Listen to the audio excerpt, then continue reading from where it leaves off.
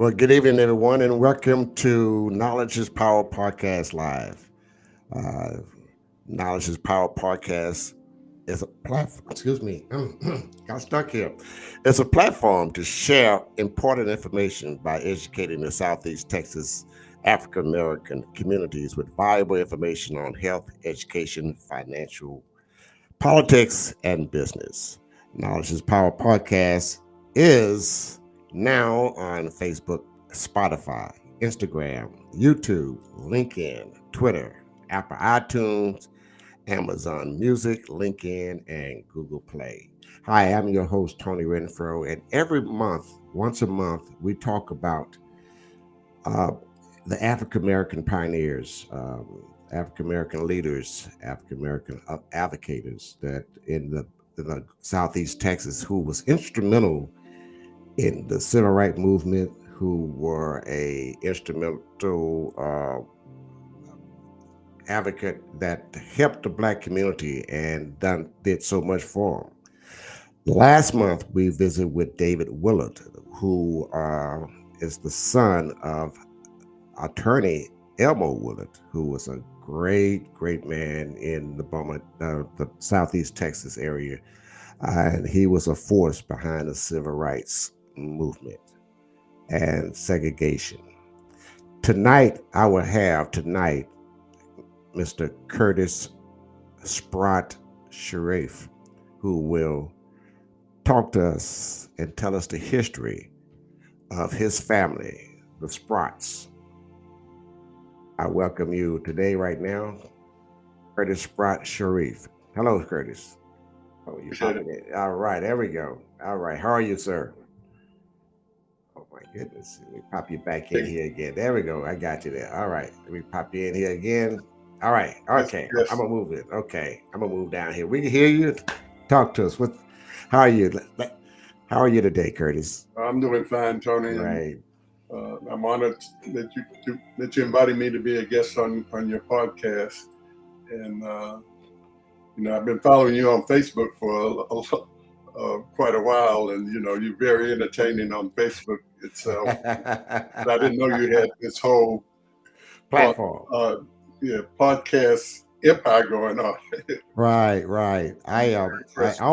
I appreciate that, and we also have a Black Culture Page 365 on Facebook that's connected to Knowledge is Power podcast. It's nothing but Black history over the country, over the many hundreds of years. Education about things that we didn't learn in school. So this is our opportunity to learn about the Sprotts. Hi.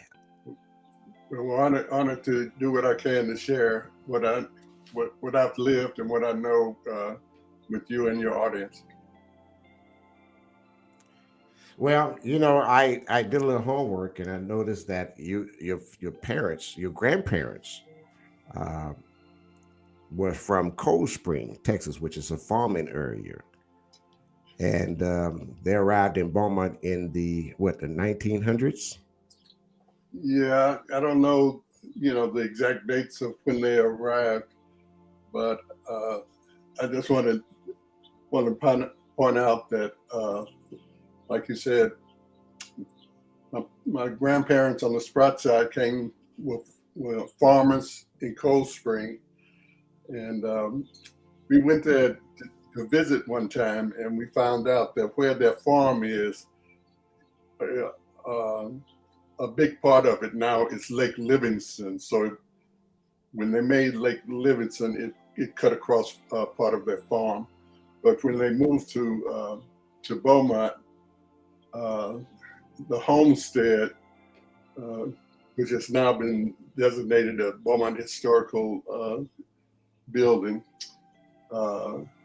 they bought the farm with them. They had cows and they had water wells where they dug their own wells and everything, and small farm animals and everything. So they bought the farm with them, and ironically, the other side of my family, my mother was a Bobino from Leela Street, and their roots are in Opelousas, Louisiana, and they their families were farming there, before they moved to Beaumont.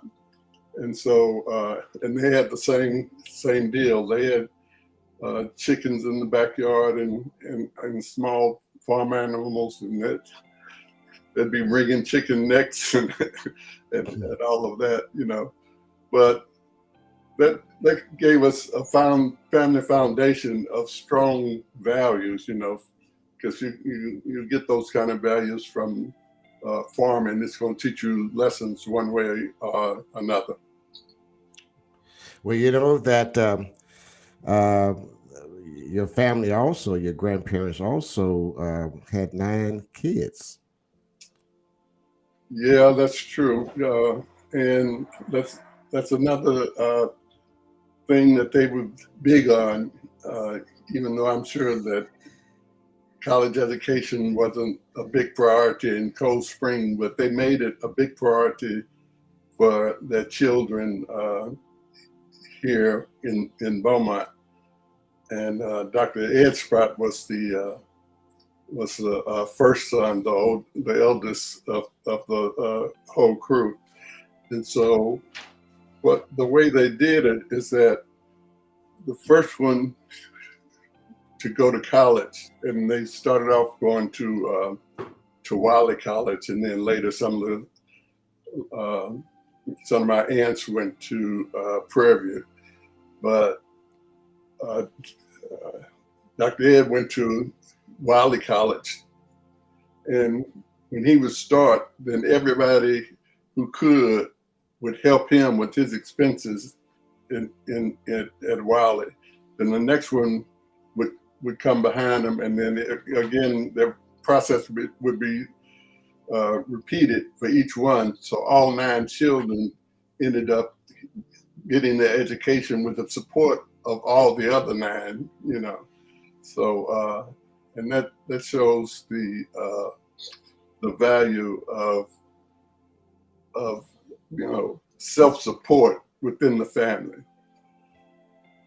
And another thing is that my grandfather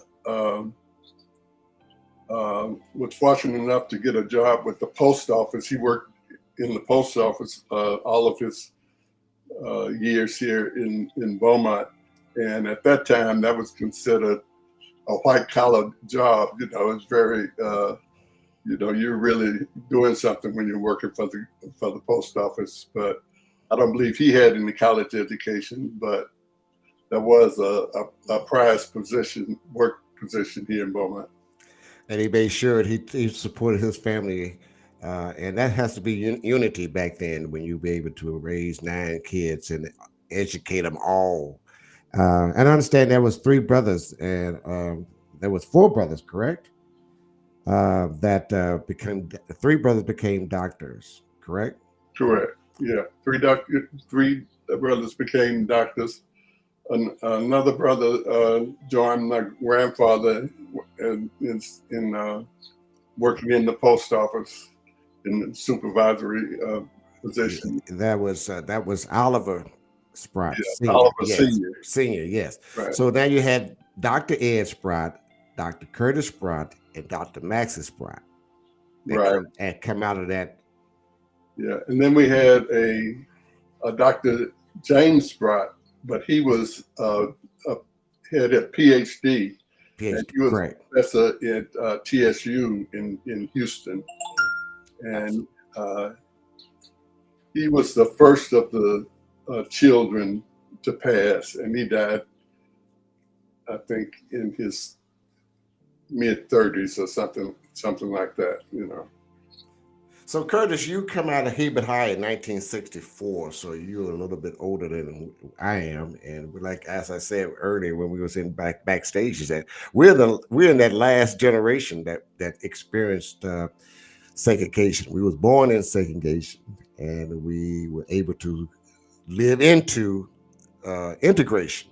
So back in our time, back in the 40s and 50s, no, I'm not that old, but I did a lot of homework, and during segregation, the African American community did not have a place for medical service. We couldn't go to Baptist Hospital, St. Elizabeth, Hotel Do at that time, so we had the Sprott Hospital, and it was started by your uncle, Dr. Ed Sprott. So tell us all about that story. Tell us all about the Sprotts, because the guys were very your elders was very influenced, and they were very instrumental in Southeast Texas. So now that we're in segregation, tell us about it. Yeah, Dr. Ed Sprott, we called him Uncle Son because that was his nickname, as I guess being the first male in the Sprott family and being the oldest of all of them. We called him Uncle Son, but it's Dr. Ed. And I keep saying he was a real firecracker, because he was a go-getter. And when he graduated Wiley, he went to Meharry, and all three of them, my father, Curtis, and Maxie, and Dr. Ed, all went to Wiley College, and then to Meharry to get their physician's degree. But he was always an advocate of equal rights, and he was always stood on high moral ground, because the golden rules is do unto others as you would have them do unto yourself, and the practice of segregation was just the opposite. Abuse others, even in a way that you wouldn't want to be abused yourself. That flies off their back. But he was real dedicated to ending discrimination, and as you say, that when they first started, there weren't any black hospitals here in Beaumont, and actually his first office was at the White Building. And I don't know if you remember, but this was at a time, and one of the benefits of segregation is that we had to do business with each other. So Forsyth was a very prosperous business area for Beaumont.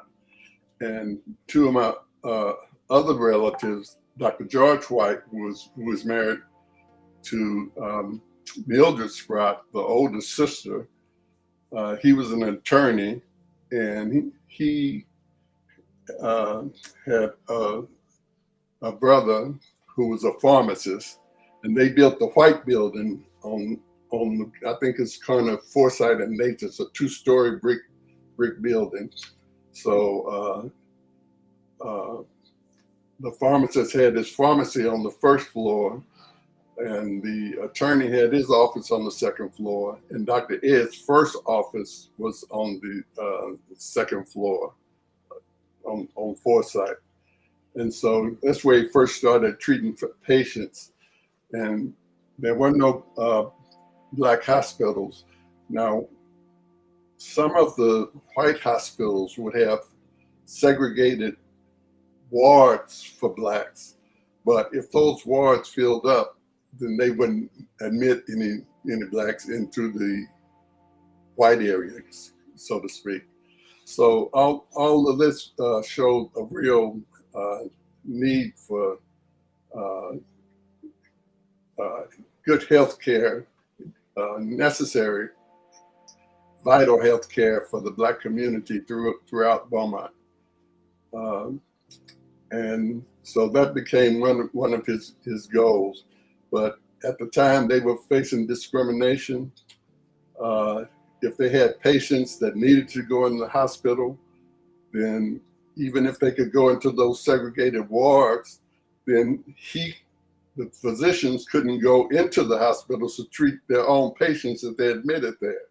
So, it was just discrimination all around. And he saw the need uh, uh, for the black community to have its own hospital. And after going to Meharry, um, each of them went into the Army, but I don't think Dr. Ed went overseas in World War II. But my father and Dr. Maxey both went to Germany and fought in World War II. And while they were in Germany fighting, then he started acquiring the finances to build Sprott Hospital. And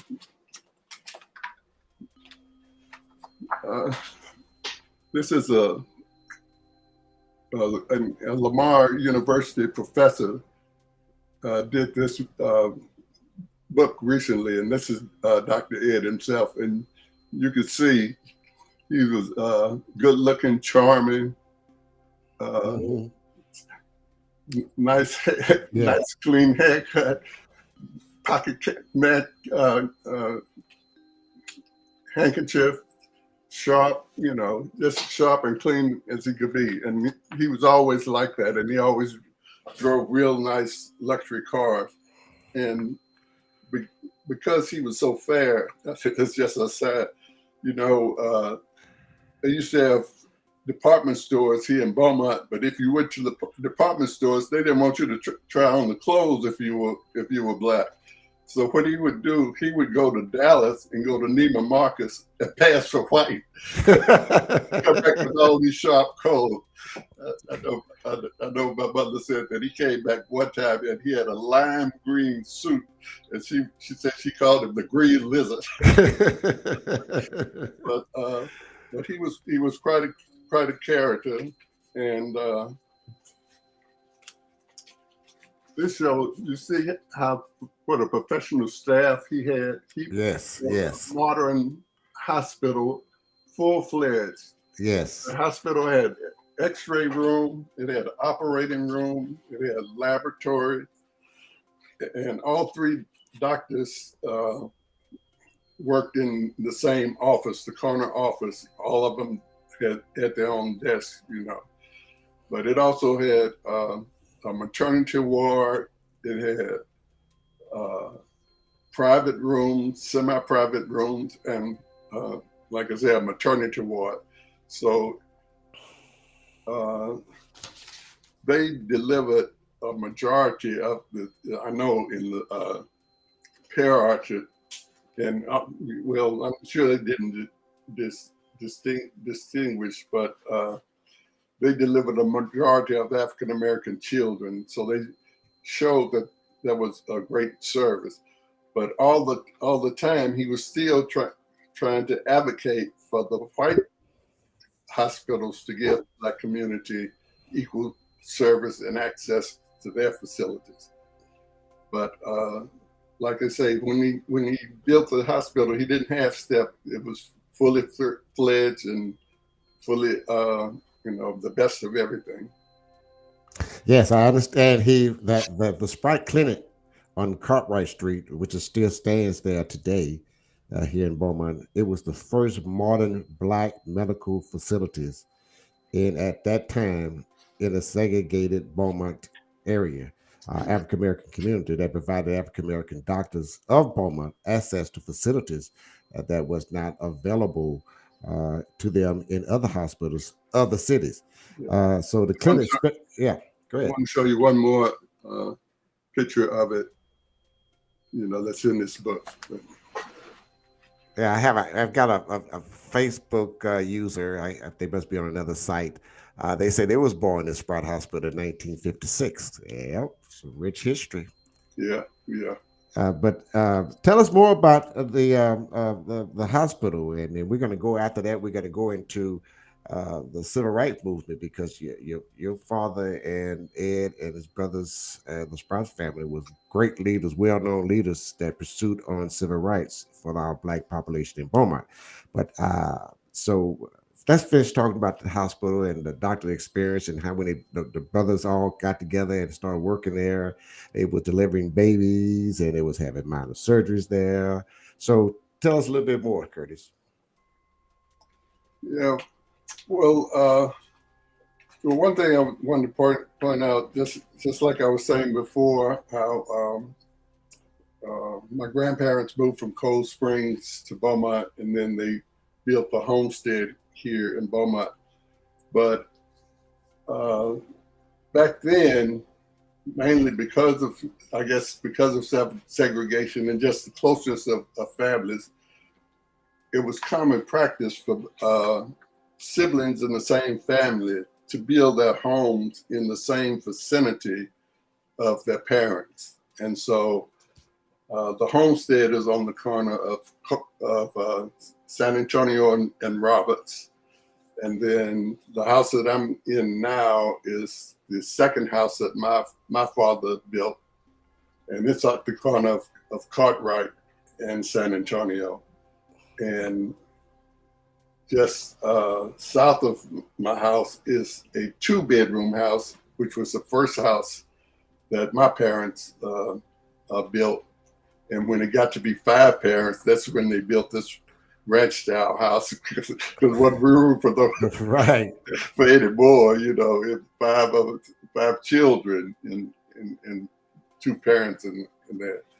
And so, and across the street from our house and directly across from the hospital was Dr. Ed's home. And as we were talking earlier about his first house was a 2-story house, which when he built his new house, he didn't tear it down. He moved it down near the railroad tracks. And you said, I think you had some relatives that bought that house. Right. And so, and then my uncle Oliver was at the corner of Houston and Carley. And then Dr. Max's house was a little farther on Bolivar Street, but still just a couple of blocks away. So we had like a little village. And, you know, I believe that was a real benefit that we kind of lost over time. And we lost it when I think integration came in, because that closeness of families, you know, instead of you just being out by yourself with your family and you and your wife get in a fight and you fall apart, you had a social circle that could help you resolve those problems and stay together as a family. And the other key is that the Bobineaus lived on Leela Street, and it was the same situation there. My grandparents had a house. My Uncle Sonny had a barbershop, which was a social center, which was right next to their house. Then he built his house across the street. Right. Another brother built his house right next door, and another brother built his house right next door. And then on behind, they had a fence line dividing it. But behind that, my great-grandfather had moved to Beaumont from Louisiana and had a farm. And that's where my grandmother Bobineau was raised. And so her side of the family was right across the fence, you know. So those were small villages that we had that was very invaluable. And it gave a real strength to family and to striving for equality and social goals. But one key is that I witnessed is we both came through high school at a time where when we graduated, school systems were still segregated. But our younger siblings were like the spearhead that first broke integration into Beaumont. But to me, that's like became a two-edged sword, because we couldn't live with being the oppression of segregation. But what tended to happen is when integration came in, they took the best Black teachers, sent them to the white schools, and took the worst white teachers, sent them to the Black schools. And then instead of people just staying in their communities, when they finished high school, with integration, they were able to spread and go all across the country. So you lost that closeness of family, and uh, That's that's a support system. That's a support system. We missed out on that support system right, that the right, family was able to. You can bounce back off the yeah, families. yeah. But the oppression had to end, and what ended that is when they declared that the interstate uh, transportation system had to be integrated, and that forced the whole country to integrate, and that's followed that up with the Civil Rights Bill. And there goes. Now we're not only that now we're not going to our local black African American hospitals. We're going to the more integrated hospitals now. Yeah, and So that was the same thing that happened, with Sprott Hospital. Once they integrated, well, look, what happened with what forced the integration of the hospitals is that uh, the hospitals were receiving federal funding, and then the federal system said that if they didn't integrate, that they would lose their funding, and so that's right, the integration. And then once they integrated, then the Sprott Hospital itself eventually became a clinic, and Dr. Maxie Sprott was the last surviving doctor, and he worked there until just before he passed, operating it as a clinic. right. And one story, a kind of heart touching story, is that I graduated high school in 1964, and I went to Morehouse College in Atlanta. And since then, I had a first cousin who went there before me, and some female cousins who went to Spelman before me. But when I graduated in '64, I went to Morehouse, and I was a freshman, and it was like just before Christmas. And I lived in a dormitory called Graves Hall. It was like the first building Morehouse ever built. But I lived on the second floor corner room. And the Benjamin E. Mays, who is another, famous freedom fighter, he was president of Morehouse, and his home was just about a block away from the dormitory that I lived in. And so I was in the dormitory one evening, and someone came and told me that Dr. Mays wanted me to come to his home, to his house. And I'm saying, what is this?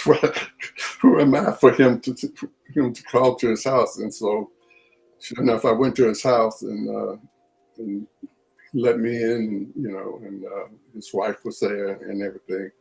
And he said, I have a phone call I want you to take, And so I took the phone call, and it was Dr. Ed. And he told me that my father just died of a heart attack. And so, that was a real heartbreaker that kind of threw me for a loop. But so I immediately came home, and then after Christmas, I stayed until after Christmas, and then went back to Morehouse. So you are a graduate of Morehouse, correct? That's correct. Yeah, you did. Now let's move into the civil rights movements during the end of segregation, and equality, and treatment.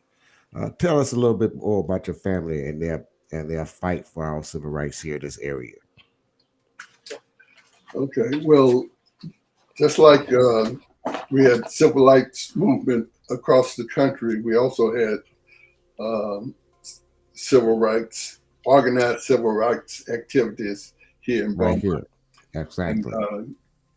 Dr. Ed is president. He became president of the NAACP, and Hmm. so he was always a spearhead for for integration and civil rights and all of that. And I've always been a little, rebellious myself, and so I was always an active uh, participant in the civil rights. And we would have meetings where we would organize people, telling them how to act when we go into these restaurants, and if we attack, how not to respond physically, but to protect ourselves and get out of harm's way and all of that. But I would take Yeah, it on myself to go and test places outside of the organized groups. yeah, business. And it failed my mind here that Dr. Ed Sprott was the president of the NAACP back in that time. The people today in this generation today, they see the hospital, and some don't even know there was a hospital there, and it's still there, and it's looking very well. Um, and that we've got the Sprott Park. Right, So I remember the fight that your father and your uncles fought because during that time, that park, the city of Beaumont decided to make that area that those 4 acres out of a city dump right in the middle of a black community, and your father and uncles and the NAACP fought them from putting the city dump there, and they protest and made them move that landfill. Yeah, it was going to be a landfill there, and they made them stop and fill it up, and now it is now known as Sprott Park. right. And This is kind of the treatment that we would get back in those days, where you had a prospering neighborhood, and they decided to put a landfill there. Okay, we're just gonna dump the trash. This is gonna be a trash field here, and dump. So I remember that as a young kid, and going door to door protesting, and bringing people out to protest that from happening in that neighborhood. And directly across the street, they eventually built a middle school. Now today is John P. Odom School. So we had a lot. They had a lot going on back in them time, and what they kind of fought hard. Your family really fought hard, and made many contribution to the cities and its citizens. Yeah, like I say, Dr. Ed was really a firecracker, and not only did he make history on this in his profession on the medical field, but he was a social leader, head of NACP.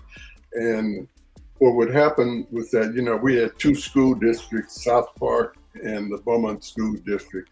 But the superintendents during this period when integration was coming in and all of that, they would come and meet. They would come to his house and meet with him off the record, Mm-hmm. so that their constituents would know that they were meeting with him. But they were coming and getting his advice on how to move forward on all of this.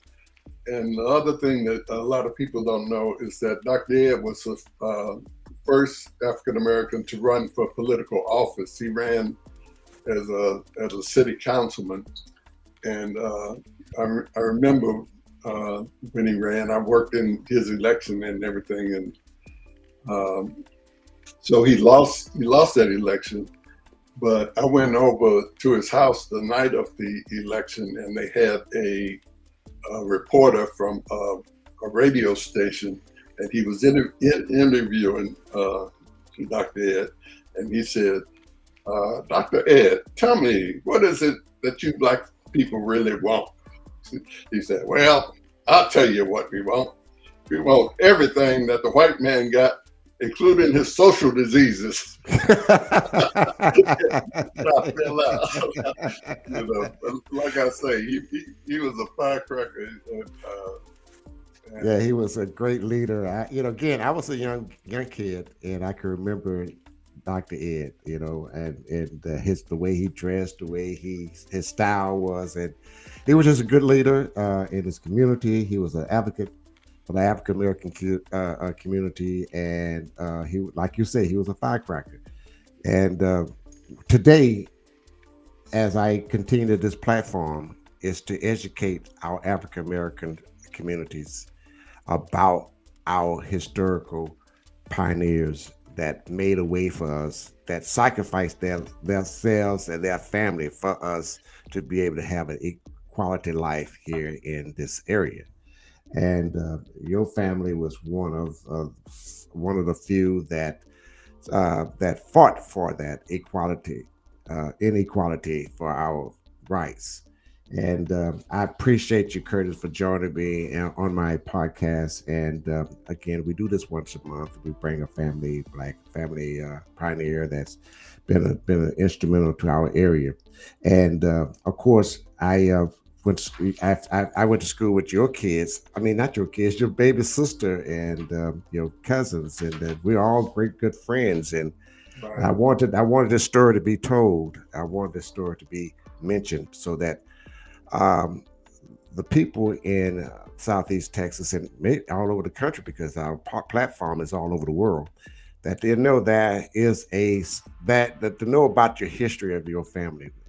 When they drive by on Cartwright Street, I don't know what block it is, but they can see a historical black hospital that's still sitting and standing. Right. So, any last word, Mr. Curtis? Um, well, let me tell you two more stories about me and my efforts to Sure. So you got the time. You got the time. Okay. I had some cousins that lived in Wichita Falls, and they would come to visit from time to time. And this was during high school, and I was playing tennis at the time, and so he was playing tennis also. So he said, "Let's go play some tennis." I said, "Well, okay, there's a park right across the tracks, Roberts Park on Roberts Street. We go over there." And so, okay, we cross the tracks and go over there. And then as we get on the court, I noticed, curtains are being crooked and, people looking out and everything.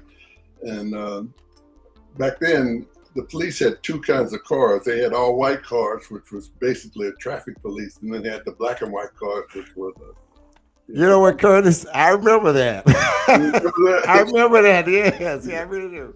So anyway, we're out there hitting balls and everything. And so I see this white police car pull up, and my friend said, "Hey, here come the police."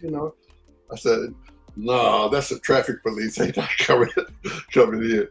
And sure enough, he pulls right up to the tennis court, and they got this big wooden sign say Roberts Park hanging up on the pole, and this little skinny, crackish white cop comes up. He says, "Tell me, do you see a sign up here that says for niggers?" And I look up. I say, "No, I don't see no sign for niggers." He say, "Well, you see this chrome plated Colt 45 pearl handle pistol I got on me?" I say, "Yeah, I see it." He said, "Well, if you don't get your ass off this park, I'm gonna take this pistol, ram it up your ass, and kick the handles off."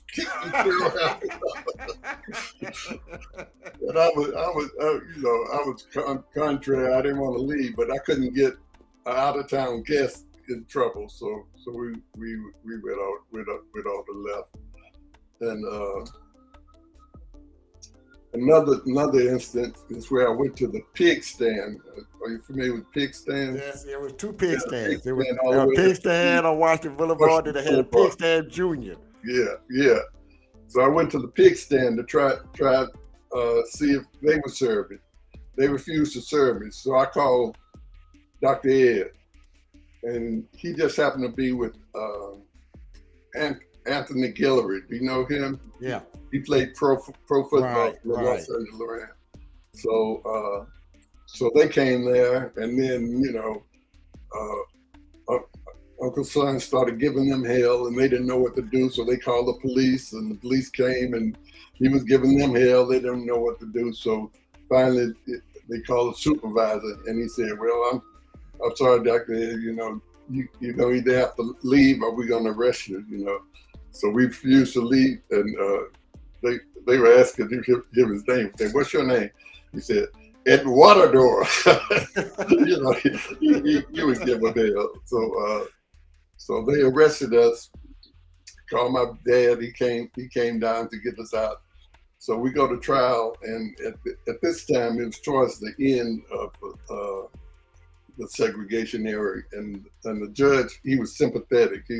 He said, "Dr. Sprott, we all know that the end of segregation is coming."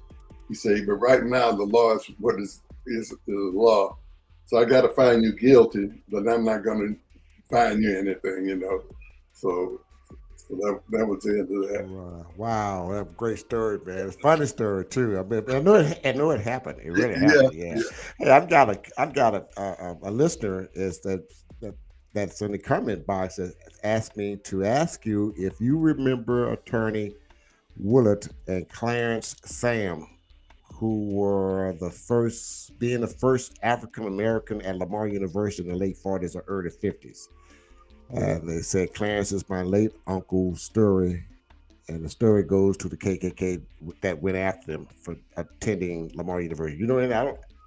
Yeah. Well, I don't know. When you said attorney, are they talking about Attorney Willard, Elmo Willard? It has to be Elmo Willard because that's the only lawyer Willard that could be. No, I wasn't. I didn't know that he was the first. No, I don't think he was because Yeah, he went to school in Memphis. Yeah. yeah, Yeah, I know Clarence Sam was one of the first African Americans to attend Lamar Tech. yeah, yeah. Well, let me tell you about that. Dr. Ed headed the integration of Lamar. Was it Lamar Tech back then? That was Lamar Tech back then. Yes. Yeah. But man, the white folks was up in arms about that. They didn't want Lamar Tech being integrated, And so, as I said, we have the railroad tracks on Cartwright, and then Dr. Ed's house was on the corner of Cartwright in San Antonio, 1 block away, and then our house was across the street from his house, So, so one night we're in our homes, and all of a sudden we hear an explosion in the front of Dr. Ed's house, and some crackers had come and thrown some kind of bomb or incendiary device in his yard, but it didn't damage his house or anything, but still, it upset us. So what we did is the next night, we all were sitting in the front rooms with shotguns waiting for them to come back. But I can barely remember that, but I can, now that you bring it up, it comes to me now. Yeah. A lot of these things are documented in this book. Yeah. Yeah, it was great. Let me ask. Let's answer another. That's Jocelyn Burton Holmes saying that thank you for sharing this history of your family, Curtis, and the Black community, and all their sacrifices. So she just want to let you know that we appreciate you and to telling us the story and here's some of the history of your family and what they had to go through, because I know it was some sleepless nights. Yeah, and I want to just mention one more thing, is that the other side of my family was the Bobby Nose, and my mother was the only female of 5 children, and but my grandfather It's Joe Bobineau.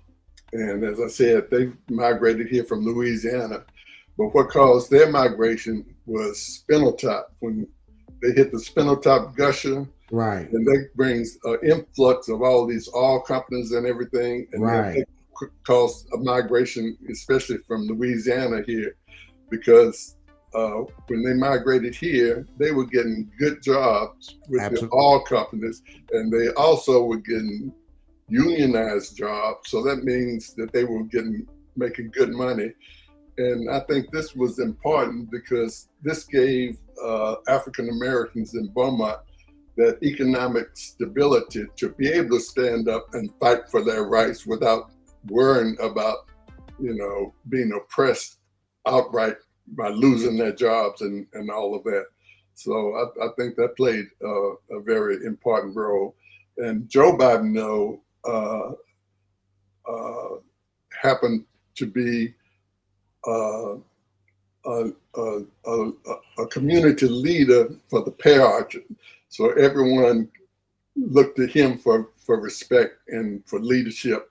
And he was handling, doing similar work for the workers in his community that Dr. Ed was doing for the general community. So we had, we had on both sides of town those are fighting for what was for our rights, Right. our civil rights. And That's I never thought about the spinning top Goshen that happened in the 1900s that brought quality black employment right. at that time, and that was the base of the background of the South End. That's how the population of the South End started. Yeah. And and and all of this, doing all of this, this has made me, quote unquote, a freedom fighter. And I just want to explain. I was drafted into the Army, went to Vietnam from 69 to 70. I was an air traffic controller in Vietnam, and I could have gone into that when I came back as a civilian, but that's a very stressful type of work, and I didn't want to do that. But after I came back from Vietnam, I went back to Morehouse, and while I was there, there was an active quote unquote Black revolutionary movement going on. And so I became a part of that. And that led me into converting to Islam. And that's how I changed my name to Sharif. And that's the story behind Curtis Sprott Sharif. Fantastic. Thank you, Curtis Sprott Sharif. I enjoyed it, and also your family, the Sprotts, the Bobineaus, and it was just amazing to hear the stories. And I'm sure we didn't tap in just a little bit of it, but I enjoyed, and I hope our audience enjoyed as well. Thank you so much. Thank you so much. Thank you for producing it. Oh, no problem. And we're going to do this again. We're going to continue to do this, the history of our African Americans, so we can inspire those that's coming up behind us to know what it's all about, to sacrifice, to have the best. Thank you so much. God bless you, everyone. Thank you for listening to and watching Knowledge is Power Podcast Live. We're here every Sundays at 7 o'clock on your favorite social media platforms. God bless. God bless you. Mm-hmm.